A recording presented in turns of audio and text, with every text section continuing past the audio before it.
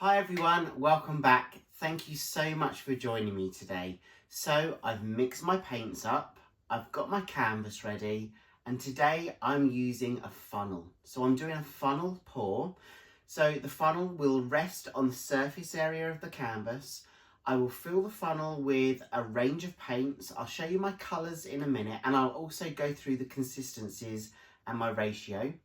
But the idea is to fill the paint in the funnel, lift it up as I kind of drag it across the canvas, and the paint will release underneath. I'm going to use a dark background, so I'm going for a black background, but I've got a number of colours that are going to be really vibrant and hopefully they're going to react really well. So I'm excited for this as always, and thank you so much for joining me today.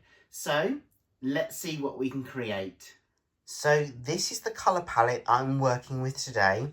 I've got a lamp black by Amsterdam. That's going to be my base colour. But all the other colours that you see here are going to be part of the funnel pour. So I've got a mixture of brands. You can see here I've got 3 from Arteza. I've got 3 from Amsterdam, which includes the base colour. And then I've got 2 by Pebeo Studios. So I'm going to list all these colours in my description box. I will also list all of the consistencies, and I'll show you the consistencies now. So I've got my funnel ready. It's just a basic funnel that I'm going to use for my canvas. So that's a 20 by 20 inch canvas, deep edge. Here we go. Here are all the colours. So as I say, the consistency for each of the colours is exactly the same. 1 part paint, 1 part water, 3 parts pouring medium. And that's the same for all of these colours. I've mixed up all of my colours out of these tubes. I've got my base colour ready. And I'm excited to see how the golds, the blues, the greens all react with the black as they pass through this funnel. So first of all, as part of the process, we need to get our base coat down. And this time I'm using black. So as always, I start in the middle of the canvas because it allows me to tilt the paint out from side to side to get good even coverage. And now I'm using my funnel and I'm using 1 colour at a time. I've placed my funnel in the centre of the canvas, and I've ensured that the funnel is immersed into the paint and it's touching the base of the canvas. That acts as like a suction between the funnel and the canvas itself to allow me to place the paint in the funnel, and then I will release the paint from the funnel onto the canvas shortly.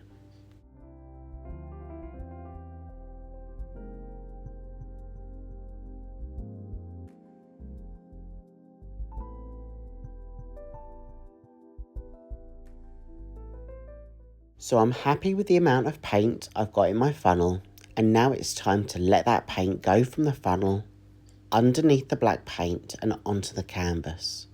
And you'll see that I'm lifting the funnel up and placing it down, lifting it up and placing it down. That way I'm creating rings of paint. So I'm allowing the paint to move from the funnel onto the canvas. And when it escapes, it creates circles because of the up and down motion. I'm allowing some to escape and then stopping that, allowing it to escape and then stopping that. So as you'll see, I'm filling the funnel up again with more paint, 1 colour at a time, and just pouring the paint directly from the cup into the area of the funnel.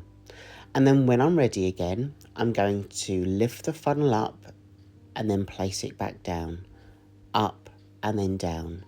And as I said, that's what's creating those lines and those circles.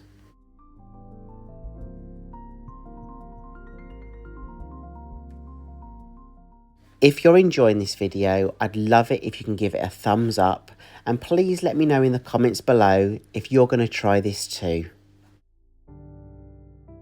I love the pattern that it's already created, so I wanted to show you a close-up, and you can see how those rings have formed in the middle. So now it's very much about stretching this design out, stretching the pattern out and opening up those rings and opening up and exposing those colours. So I pick up my canvas, and because I've done it in a circle, and although this is a square canvas, I am going to swirl the paint round initially in a circular motion.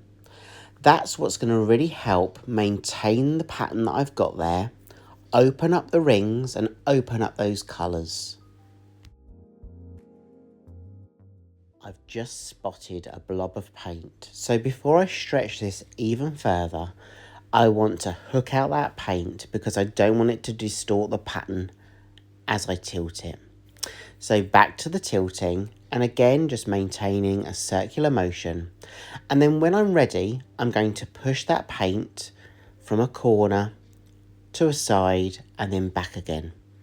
I'm just slowly tilting it, ensuring that the paint can flow over the surface area of the canvas, and then as I said, when I'm ready I will just push that paint over the edges, down the side and bring it back on itself.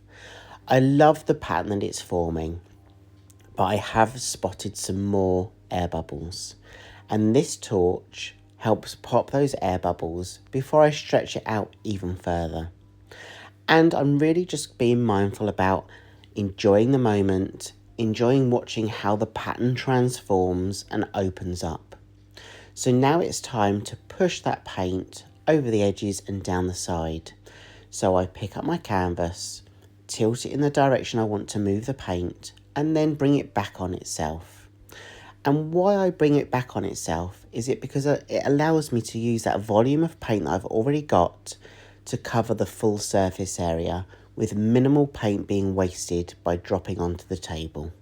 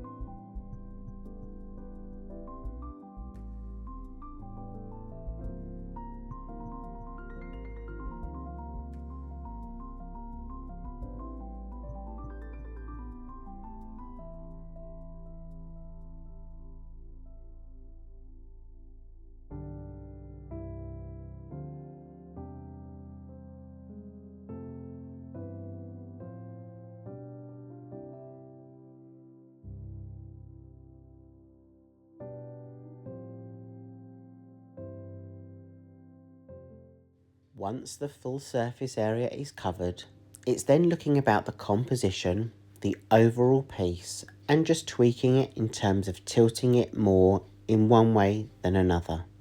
I really wanted to keep that middle section as the focal point, and I love how those rings have really opened up. I'm going to take you in now so you can check out a closer look at the wet version. You can see how all those paints are working together, how all of those lines have really opened up and how many lines there actually are.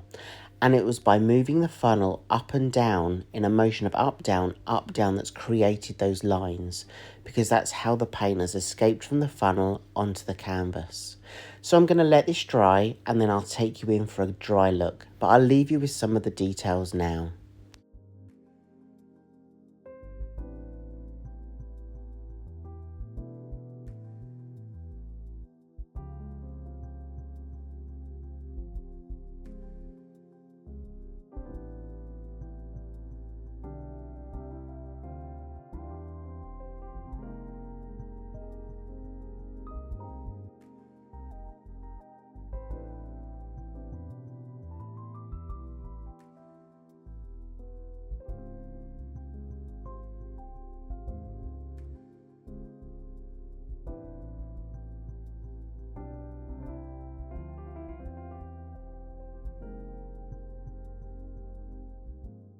I've got to say that I'm in love with the funnel pour again. I'm really enjoying this technique and the effects that it can have in creating the pattern and design on top.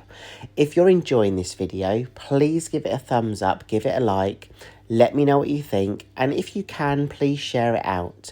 By sharing my videos really helps me gain exposure on YouTube and introduces me to other people who might be interested in the work that I do and that are not yet following my channel. So a big thank you in advance if you can do that.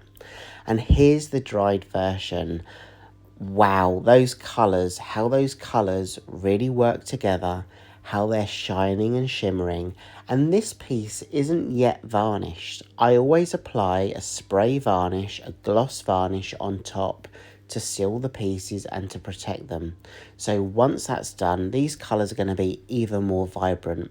So thank you so much for joining me today. I hope you're enjoying seeing some of the closer look and the effects that this technique has had, also by using the colour palette that we chose right at the beginning. Thank you so much for all of your support. I really appreciate each and every one of you. And I hope you have a great week ahead. And remember, if you try this, please let me know how you get on. And I hope I get to see you again in the next video. Take care everyone, and I'll see you soon. Bye.